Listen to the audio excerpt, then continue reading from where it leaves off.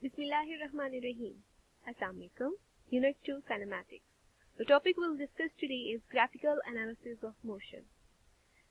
This is the most important topic that is leading us to the another important topic of this chapter, or the core of this chapter, that is equation of motion. In this topic we will study that how two physical quantities are interrelated and how the graph is an effective way for showing the relationship between the physical quantities. So, moving towards the next slide to see what are the aims. The aims of this whole topic is to measure the motion of an object, then construct a graph of the distance and time, calculate speed, acceleration of object, linear acceleration and variable acceleration, means that different type of acceleration and their graphs. Compare the result of graphs of each type of motion. So, moving towards the next slide, here we have a data and we have to construct the graph. We are doing very basic thing here, that we have to construct a graph and we should know how to construct a graph. Here we have the time and here it is the distance, the time in a second and distance in meter. So you can see that when there is time 0, distance 0, then it goes on. Time is 2 and the distance is 4 and 6 and 12, means that uniformly both are changing uniformly. So now we have to construct a graph. You can see this. On the x-axis we have to put the time.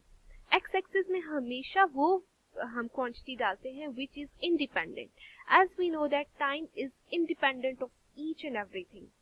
हमारे पास x-axis पे हमेशा वो quantity होगी which is independent. The independent quantity is always plotted on the x-axis and dependent quantity on the y-axis.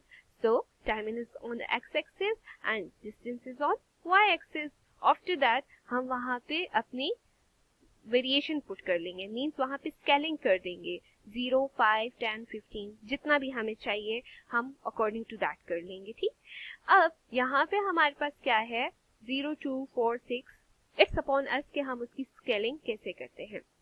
Now moving towards the back slide, आप देखिए कि आपके पास 0, 0, 2, 4, 4, 8 means that uniformly both change हो रहे थे. तो 0 पे दोनों 0 एंड देन ये 5 से पहले 4 पे 2 था. इसी तरह हम इसे आगे जब देखते हैं 8 पे, देखिए ये 10 है ना, 10 से पहले यहाँ 8. जब आप इसकी वर्टिकली नीचे लाइन लाते हैं तो यहाँ पे क्या है 8 है. 8 पे हमारे पास डिस्टेंस कितना था 4 था.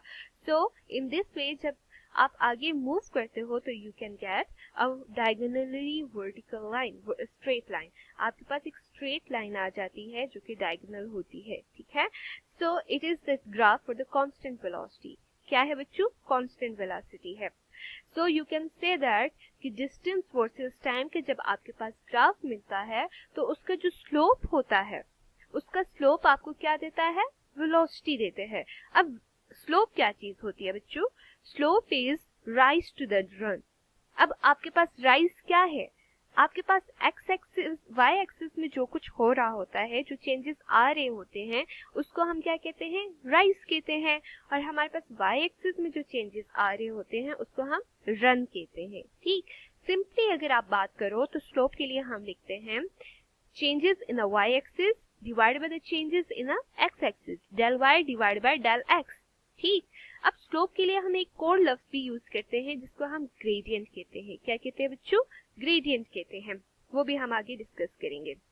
यहाँ पे आपको प्लॉट करना आ गया ना, that how we have to plot. कि हमारे पास डेटा ये था. ठीक, इस डेटा को हमने ग्राफ में प्लॉट किया. जब हमने इसका डेटा को ग्राफ में प्लॉट किया तो we get a uniform constant velocity का हमारे पास एक ग्राफ आ गया. Clear. Now here we have velocity time graph. हमने यहाँ क्या देखना है, वेलोसिटी टाइम ग्राफ को देखना है. सिंपली इस वीडियो में मैं आपको प्लॉट करना सिखा रही हूँ कि डेटा कैसे प्लॉट किया जाता है. ठीक, तो यहाँ पे बच्चों आप लोग देखो कि हमारे पास टाइम दिया हुआ है 0, 2, 4, 6, ये हमारे पास टाइम आ गया and distance in metre and there is velocity. Velocity कैसे फाइंड आउट होती है, वेलोसिटी का क्या फार्मूला है, डिस्टेंस डिवाइड बाय टाइम ना. तो इसलिए हम क्या करेंगे, डिस्टेंस डिवाइड बाय टाइम करेंगे.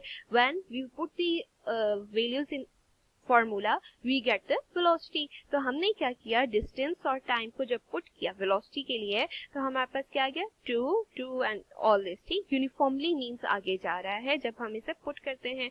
तो आपने ये देखा कि हमारे पास यहाँ पे क्या है, यूनिफॉर्मली वेलोसिटी, यूनिफॉर्म वेलोसिटी के साथ बॉडी मूव कर रही है। ठीक, तो जब हमारे पास एक बॉडी यूनिफॉर्म वेलोसिटी के साथ मूव करेगी तो उसके लिए कैसा ग्राफ बनेगा।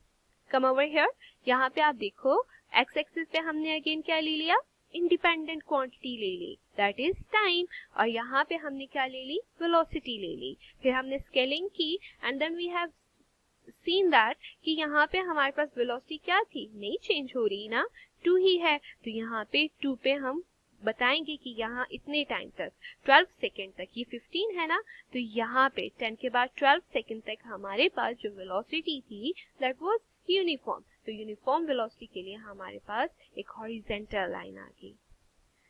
स्टूडेंट्स, इस डेटा को गौर से देखिए, यहाँ पे हमारे पास जो टाइम और डिस्टेंस का चेंज है वो देखें। हमारे पास 4 सेकेंड में 8 मीटर डिस्टेंस ट्रेवल कर रही है, गाड़ी है, ये कुछ भी हम चीज ले सकते हैं। देन इसी तरह हमारे पास आगे है 8 सेकेंड में 32 मीटर मूव कर रही है ऑब्जेक्ट। अब इसका ग्राफ हमारे पास कैसे बनेगा, देखिए बच्चों, हमने जो ग्राफ बनाना है that is the time and distance का ग्राफ। ठीक, अब जब हम टाइम और डिस्टेंस का ग्राफ बना रहे हैं तो यहाँ पे हम देखते हैं कि हमारे पास जो ग्राफ बनेगा that will be of constant acceleration, कि हमारे पास चेंज हो रही है। अब वही डेटा लेके जो हमने पहले लिया था ना, वही डेटा है, लेकिन उसी डेटा में हम जो ग्राफ बना रहे हैं वो वेलोसिटी वर्सेस टाइम का बना रहे हैं। यहाँ पे क्या हमने लिया था, देखिए डिस्टेंस लिया था ना, और यहाँ पे उसी डेटा के साथ हम जब वेलोसिटी वर्सेस टाइम बना रहे हैं तो हमारे पास वो जो ग्राफ है वो टोटली चेंज हो जाएगा। क्योंकि जब हम वेलोसिटी की बात करते हैं तो वहाँ पे हमने क्या करना होता है, फॉर्मूला में वैल्यू पुट करनी होती है। जब हम फॉर्मूला में वैल्यू पुट करते हैं तो हमारे पास उसका जो रिजल्ट आता है that will be something else. तो हमारे पास यहाँ पे जो ग्राफ है वो चेंज हो जाएगा। ठीक है, और आप देख सकते हैं कि यहाँ पे हमारे पास यूनिफॉर्म एक्सेलरेशन का ग्राफ आ रहा है। वेलोसिटी और टाइम का जो ग्राफ होता है वो हमें क्या देता है, एक्सेलरेशन देता है ना, so will get the acceleration. अब यहाँ पे हम एक क्वेश्चन करते हैं जो कि आपकी बुक की क्वेश्चन असाइनमेंट 2.4 और एग्जाम्पल 2.4 की जैसा है। आप इसे समझ लें तो आप वो दोनों कर लेंगे। यहाँ पे वो क्या कहता है कि हमें एक ग्राफ दिया हुआ है, ठीक है, डिस्प्लेसमेंट डिवाइड बाय टाइम। ठीक है, displacement divide by time means हमें वेलोसिटी मिल रही है। जब डिस्टेंस डिवाइड बाय टाइम होगा तब हमें क्या मिलेगा, स्पीड मिलेगी। ठीक, जब डिस्प्लेसमेंट डिवाइड बाय टाइम होगा तब हमें क्या मिलेगा, वेलोसिटी मिलेगी। ठीक, अब हमें वो कहता है what is the magnitude of the object total displacement after 4 seconds, कि आपने बताना है कि 4 सेकेंड के बाद ऑब्जेक्ट का मैग्नीट्यूड क्या है। तो हमारे पास क्या है बच्चों, यहाँ ग्राफ से आप डायरेक्टली देख सकते हो कि उसका मैग्नीट्यूड क्या है, मींस उससे कितना डिस्प्लेसमेंट उसकी हो चुकी है। तो दैट इज 8 मीटर। कितनी है बच्चों, कि 4 सेकेंड में बॉडी ने कितना डिस्प्लेसमेंट कवर किया, दैट इज 8 मीटर। अब नेक्स्ट क्वेश्चन वो पूछता है what is the average speed after 3 seconds. तो आफ्टर 3 सेकेंड्स हमारे पास उसकी स्पीड कितनी है, हमने ये बताना है। फॉर स्पीड हमारे पास क्या फॉर्मूला होता है, v is equal to s divided by T, ये d डिवाइडेड बाई टी, हमारे पास कितनी डिस्प्लेसमेंट हुई divided by the total time करते हैं। तो 3 सेकेंड पे हमारे पास जो डिस्प्लेसमेंट है वो कितनी है, 8 मीटर है ना, और हमारे पास टाइम कितना है 3, तो 8 डिवाइड बाय 3 हम करेंगे तो हमारे पास आ जाएगी 2.66 मीटर पर सेकेंड। वेलोसिटी की बात हो रही है ना, तो हमारे पास वेलोसिटी की यूनिट साथ लगेगी मीटर पर सेकेंड। ठीक, मींस ये कि आपको यहाँ से इस ग्राफ से ये बताना चाह रही हूँ कि जब हमारे पास ग्राफिकल डेटा होता है तो उसे इंटरप्रेट करना बहुत आसान हो जाता है। हम देख के बता सकते हैं कि अगर एक बॉडी है उसकी इतनी टाइम में इतनी स्पीड है तो उसने कितना डिस्टेंस ट्रेवल किया होगा, या फिर जब वो एंड पे गई तो उसका कितना डिस्टेंस था, कितनी डिस्प्लेसमेंट थी। मींस कि हमारे पास फिजिकल क्वांटिटीज का रिलेशनशिप फाइंड आउट करना बहुत इजी हो जाता है। We are going to summarize whole the topic. तो क्या है कि distance time measurement can be used to describe the velocity and acceleration, कि जब भी हम डिस्टेंस टाइम की मेजरमेंट करते हैं तो हमारे पास क्या होता है कि वेलोसिटी और एक्सेलरेशन फाइंड आउट करते हैं हम डिस्टेंस और टाइम को जब भी प्लॉट करेंगे तो हमारे पास क्या हमें पता चलेगा, अगर हम डिस्टेंस टाइम कर रहे हैं तो हमें स्पीड आ जाएगी, अगर डिस्प्लेसमेंट टाइम कर रहे हैं तो वेलोसिटी आ जाएगी, अगर वेलोसिटी टाइम कर रहे हैं तो हमारे पास एक्सेलरेशन आ जाती है ना। मींस दैट कि हमारे पास ये फिजिकल क्वांटिटीज जब हम एक्स एक्सिस या वाई एक्सिस में, एक्स एक्सिस पे तो हमारे पास हमेशा टाइम ही रहता है ना, लेकिन वाई एक्सिस में जब हम इन क्वांटिटीज को पुट करते हैं, डिस्टेंस को, डिस्प्लेसमेंट को, वेलोसिटी को, तो हमारे पास क्या होता है, वेलोसिटी के बारे में, एक्सेलरेशन के बारे में हमें इन्फो मिलती है। अब हम बताते हैं कि अगर हमारे पास हो डिस्टेंस टाइम ग्राफ तो उसमें हम मोशन को कैसे बताते हैं। हम फर्स्ट केस है हमारे पास रेस्ट का, कि बॉडी रेस्ट पे कब होगी। तो बच्चों जब हमारे पास straight parallel line on X axis, कि एक्स एक्सिस की जो लाइन है, टाइम की जो लाइन है, उसके ऊपर ही हमारे पास लाइन आ जाए एक और, तो उसमें क्या होगा कि टाइम तो ट्रेवल हो रहा है लेकिन वहां पे बॉडी मोशन नहीं कर रही, वो रेस्ट की कंडीशन में है। ठीक, अब सेकंड कंडीशन जो हम डिस्कस करें that is of the constant speed. Constant speed में हमारे पास एक स्ट्रेट लाइन, स्लोप की फॉर्म में एक स्ट्रेट लाइन आ जाएगी। And the third is constant acceleration. Constant acceleration में हमारे पास क्या आ जाएगा, कर्व आ जाएगा। Now, the next is the shape of the velocity and time determines the type of motion. अब पहले हमने डिस्कस किया डिस्प्लेसमेंट वर्सेस टाइम, अब हम डिस्कस करते हैं velocity versus time. Velocity versus time में हमारे पास जब रेस्ट की कंडीशन होती है तो वहां भी ग्राफ हमारे पास स्ट्रेट लाइन होता है on the time axis, time axis के साथ वो स्ट्रेट लाइन आ जाती है। ठीक, फिर हम बात करते हैं कांस्टेंट स्पीड की। अब कांस्टेंट स्पीड में क्या होता है कि वहां पे हमारे पास straight line parallel to the X axis, mean X axis के साथ पैरेलल लाइन आ जाएगी।